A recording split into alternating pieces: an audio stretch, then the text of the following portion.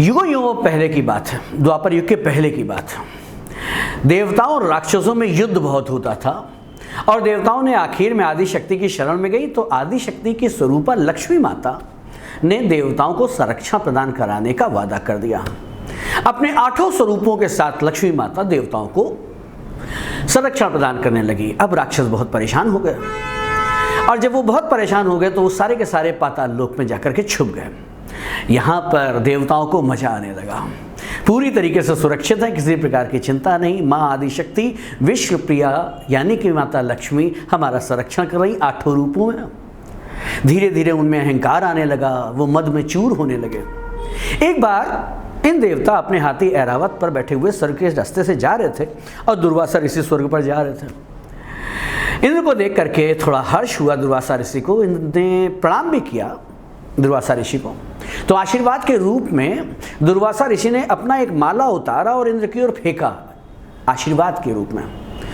इंद्र उस माले को संभाल नहीं पाए, ज़्यादा प्रमुखता भी नहीं दी। उन्होंने वो माला ऐरावत के गले में पहना दिया।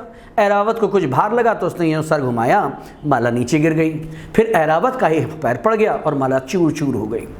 दुर्वासा ऋषि वैसे भी काफ़ी क्रोध वाले व्यक्तित्व थे, उन्होंने वहीं श्राप दे दिया इंद्र को। जिन माता लक्ष्मी के संरक्षण में तुम लोग मद में चूर हो और तुम्हें हम लोगों की इज्जत करनी भी नहीं आ रही है, मैं तुम लोगों को श्राप देता हूं कि ये माता लक्ष्मी अब पाताल लोक में चली जाएंगी और तुम्हारा संरक्षण नहीं करेंगे। माता लक्ष्मी दुर्वासा ऋषि के श्राप से बच ना पाई, उनको स्वर्ग छोड़ करके पाताल लोक में जाना पड़ा। अब जब पाताल में लक्ष्मी माता को देखा तो राक्षस बड़े प्रसन्न हुए, इनको तो बचाने वाली यहाँ गई, इन्हीं के संरक्षण में तो वो सब जीतते थे और दोबारा अटैक करें, दोबारा आक्रमण करें। और राक्षसों ने बार बार आक्रमण करना शुरू किया, जिससे देवता बहुत परेशान हो गए।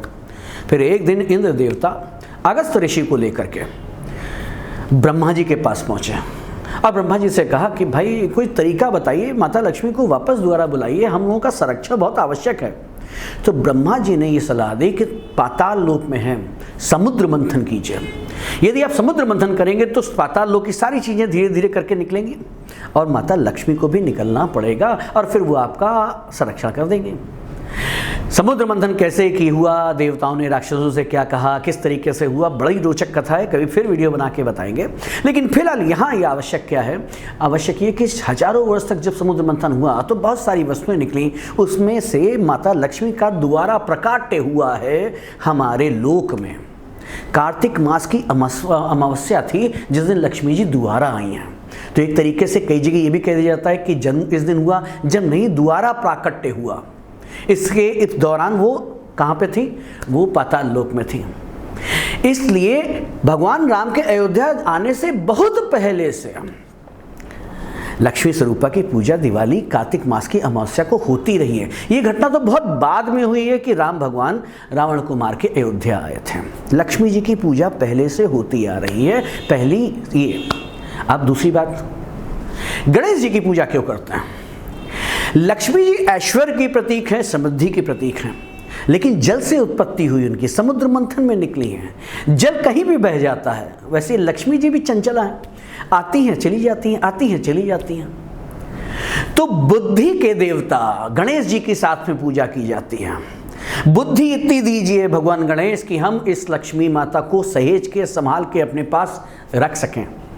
इसलिए गणेश जी की ये बात सच है कि कोई भी पूजा होती है तो गणेश जी की पूजा पहले होती है। लेकिन ये आप भी जानते हैं कई पूजाओं में गणेश जी ओम गणेशाय नमः लिख दिया जाता है, पूरी पूजा नहीं होती। यहाँ गणेश जी की पूजा क्यों होती है कि प्रभु हमको इतनी बुद्धि दीजिए कि हम इस लक्ष्मी को संभाल के रख सकें। लक्ष्मी का चंचला स्वरूप है, इसको संभाल करके रखने के लिए बुद्धि के देवता गणेश की पूजा की जाती है कि हम संभाल के रख सकें।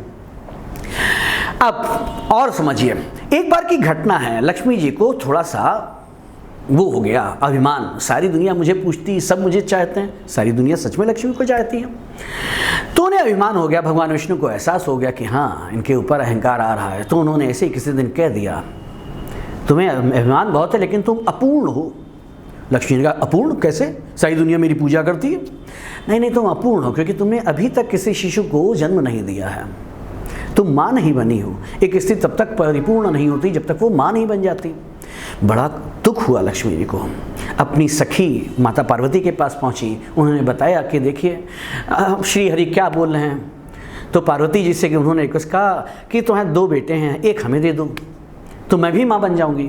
लक्ष्मी पार्वती जी ने कहा तुम तो चंचला हो, तुम मेरे 2 बच्चों को कैसे संभालोगे? तो उन्होंने वादा किया नहीं, मैं पक्का संभालूंगी, मैं पूरा ख्याल रखूंगी, तुम्हारे दोनों बच्चों का ख्याल रखूंगी। जब ये वादा ले लिया तो पार्वती जी ने अपने पुत्र गणेश, जो उन्होंने खुद के द्वारा जन्म दिया था, वो लक्ष्मी माता की गोदी में डाल दिया। प्रसन्न हो गई, आह्लादित हो गई लक्ष्मी माता। और जैसे ही दे दिया तो लक्ष्मी माता ने कहा कि इस पुत्र को मैं अपनी सारी शक्तियां, सारी सिद्धियां, सारी रिद्धियां, सब कुछ देती हूं। जो कुछ मेरे पास है वो सारी शक्ति भगवान गणेश को मैं देती हूं, और मैं वादा करती हूं कि गणेश जी का विवाह ब्रह्मा जी की बेटी रिद्धि सिद्धि से कराऊंगी। ये वादा है, इसीलिए गणेश जी की शादी ब्रह्मा जी की बेटी रिद्धि सिद्धि से हुई है। अब गणेश जी क्या बन गए? दत्तक पुत्र। सारी शक्तियां लक्ष्मी जी की किसके पास है? गणेश जी की। तो गणेश जी की पूजा क्यों करते हैं? तुम लक्ष्मी के समकक्ष हो, उतनी क्षमताएं हैं, तो तुम इनको रोक करके हमारे घर में रखो, जिससे उनका हमारे यहाँ स्थायी वास हो। अब लक्ष्मी जी को गणेश जी के दाहिनी ओर क्यों बैठाते हैं? सनातन धर्म में पति पत्नी सदैव बाईं ओर बैठती है, भार्या जो है वो सदैव बाईं ओर बैठेगी। गणेश जी लक्ष्मी जी के क्या हैं? दत्तक पुत्र हैं, वो माता समान हैं, तो वो बाईं ओर नहीं बैठाई जाती। ये पाप कभी मत कीजिएगा कि दिवाली की पूजा में आप लक्ष्मी जी को बैठा दें और वो बाई चांस बाईं ओर बैठी हो। दाहिनी ओर ही बैठाइएगा, माँ का स्थान होता है दाईं ओर। बाईं ओर जो होता है वो भार्या का स्थान होता है। तो ये समझ में आ गया कि दाहिनी ओर क्यों बैठाते हैं। अब एक सवाल और उठता है, जब लक्ष्मी जी की पूजा करते हैं तो विष्णु भगवान की पूजा क्यों नहीं करता? तो फिर समझिए, अभी थोड़े दिन पहले ही हम लोगों ने देवशयनी एकादशी बनाई है। श्री हरि विष्णु सो गए थे जाकर के। दिवाली के 11 दिन बाद देव उठनी एकादशी आएगी, तब विष्णु भगवान दोबारा जगेंगे। इतने समय तक वो सो जाते हैं। चूंकि वो सो रहे हैं इसलिए लक्ष्मी जी की पूजा हो रही है, विष्णु भगवान की नहीं आ रही है, जिससे कि उनकी नींद में कोई खलन ना पड़े, वो सो। इसीलिए लक्ष्मी जी की पूजा होती है, विष्णु भगवान की पूजा नहीं होती है। अब वैज्ञानिक कारण, दिए क्यों जलाते हैं? तो प्रकाश, अग्नि प्रज्वलित करने से वातावरण शुद्ध होता है। होली में होलिका जलाते हैं। एक ऋतु खत्म हो रही, सर्दी की, गर्मी की ऋतु आ रही है। ये बहुत अच्छा मौसम होता है कीड़ों के लिए, वायरस के लिए, पतंगों के लिए, बहुत सारा। और इसी तरीके से जब बरसात जा रही है और सर्दी आ रही है तो वो वातावरण फिर आ गया है जिसमें कीट पतंगे, वायरस बहुत सारे हैं। आज 19 अक्टूबर 2022 जब मैं ये वीडियो बना रहा हूँ तो सुबह दैनिक जागरण में मैंने पढ़ा था कि कानपुर के एक क्षेत्र रावतपुर में सर्वे हुआ और हर घर में डेंगू का लार्वा निकला है। हर घर में डेंगू का लार्वा निकला है। इससे कौन बचाएगा? हम लोगों की वैज्ञानिकता ये पहले से पता थी। और इसका तरीका क्या था? आज तो गोली खा लेते हैं, लेकिन उस समय गोली नहीं होती थी तो क्या करते थे? अग्नि प्रज्वलित करते थे। घी के दिए जलाइए, तेल के दिए जलाइए, ये वातावरण को शुद्ध करते हैं, कीट पतंगों को मारते हैं। बरसात के बाद जहाँ कहीं पानी भरा है उसकी सफाई कर देंगे तो वहाँ पे लार्वा नहीं रहेगा। घर की सफाई करा देंगे, पुताई करा देंगे तो घर का वातावरण शुद्ध हो जाएगा। हकीकत ये सिर्फ आपके स्वास्थ्य के लिए किया जाता है। जब पटाखों का आविष्कार हो गया तो लोगों को पता चला कि इससे तो बड़े कार्बन डाइऑक्साइड निकलती है जिससे कीट पतंगे मारते हैं, तो इसको भी त्यौहार का एक अंग बना दिया गया। दीप प्रज्वलित करने से वातावरण शुद्ध होगा, मन शुद्ध होगा। उसके बाद पटाखे मन हर्षित नहीं कर रहा, ये वातावरण में कार्बन डाइऑक्साइड डाल रहा है जिससे कि सारे कीट पतंगे मर जाएं। पूरी वैज्ञानिकता के आधार पर बनाया गया है। क्या दीपावली यानी कार्तिक मास की अमावस्या को इतना ही हुआ था? नहीं, इसकी और बहुत सारी महत्ता है। महत्ता क्या है? श्री कृष्ण भगवान ने जिस दिन शरीर त्यागा था उस दिन भी कार्तिक मास की अमावस्या थी। जैन धर्म के 24वें तीर्थंकर गुरु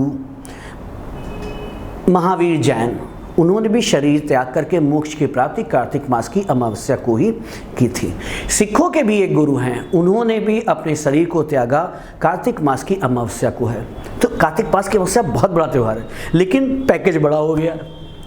हिंदू तिथियों के अनुसार दिवाली के ठीक एक दिन पहले धनतेरस, वो 2 दिन पहले धनतेरस आ जाता है। ये भी एक छोटा सा त्यौहार है, एक छुट्टी इसकी मिली। फिर उसके बाद गौवर्धन पूजा यानी नरक चौदस मनाते हैं। गोवर्धन मत बोलिएगा, गौवर्धन, गायों को बढ़ाना है। गायों की सुरक्षा करने के लिए श्री कृष्ण भगवान ने छिंगुल में गोवर्धन पर्वत उठा लिया था। इस दिन उस पर्वत की पूजा करते हैं, श्री कृष्ण का स्वरूप का ध्यान रखते हैं और गोवर्धन की पूजा दूसरा दिन। तीसरे दिन शुद्ध दिवाली। चौथे दिन आपका आ जाता है जिसमें चित्रगुप्त महाराज जी की पूजा की जाती है। कैस्तों का बहुत बड़ा त्यौहार है, परेवा मनाया जाता है। सारे कैस्त आज ही के दिन, व्यापारी जितने हैं आज ही के दिन अपनी लेखा पुस्तकों को तैयार करते हैं और आज के दिन समाप्त करते हैं। और उसके बाद भाई बहन का प्रेम, भाई दूज, ये 5 दिन का जो पैकेज है, इसमें जो छुट्टी मिलती है, सारे रिश्तेदार एक दूसरे से मिलते हैं, वो आपके हर्ष और उल्लास को बहुत बढ़ा देते हैं। अगर आपको लगता है कि दीपावली से जुड़े हुए इन तथ्यों को हमारे सभी साथियों तक पहुंचना चाहिए, तो कृपया इसको अपने मित्रों में, अपने रिश्तेदारों में, छात्रों में इसे शेयर कीजिए। क्योंकि सच बात है कि ये जिज्ञासा कई लोगों के मन में होगी कि जब राम भगवान का त्यौहार था तो पूजा लक्ष्मी जी और गणेश जी की क्यों? क्योंकि राम भगवान बहुत बाद में आए हैं, कार्तिक मास की अमावस्या के अयोध्या में। लक्ष्मी और गणेश का पूजन तो बहुत ज़माने पहले से चलता चला आ रहा है। याद रखिएगा, चांदी के सिक्के की पूजा कीजिएगा। लक्ष्मी पौराणिक संकल्पना है, वो देवी हैं, लेकिन यथार्थ में लक्ष्मी कौन है? सिक्का, पैसा। और चांदी और सोना साक्षात लक्ष्मी मानी जाती हैं। पूजा करते समय कोई सोने की अंगूठी रख लीजिए, वो लक्ष्मी है। चांदी का सिक्का रख लीजिए, वो लक्ष्मी है। लक्ष्मी माता का भौतिक स्वरूप है सोना और लक्ष्मी। आपने सुना होगा, अगर कोई चीज़ खोती है तो कोई बात नहीं होती, लेकिन सोना खोता है तो उसे अपशगुन मानते हैं। क्यों मानते हैं? क्योंकि लक्ष्मी खोई है, माता लक्ष्मी रूठ गई हैं आपसे। इसे शेयर कीजिए अपने मित्रों के साथ, बेल आइकन को दबा दीजिए, जिससे कि पौराणिक कथाओं से जुड़ा हुआ यदि कोई भी वीडियो मैं डालूं, बराबर डालता रहूँगा। मुझे सनातन संस्कृति का बहुत प्रचार प्रसार करना है।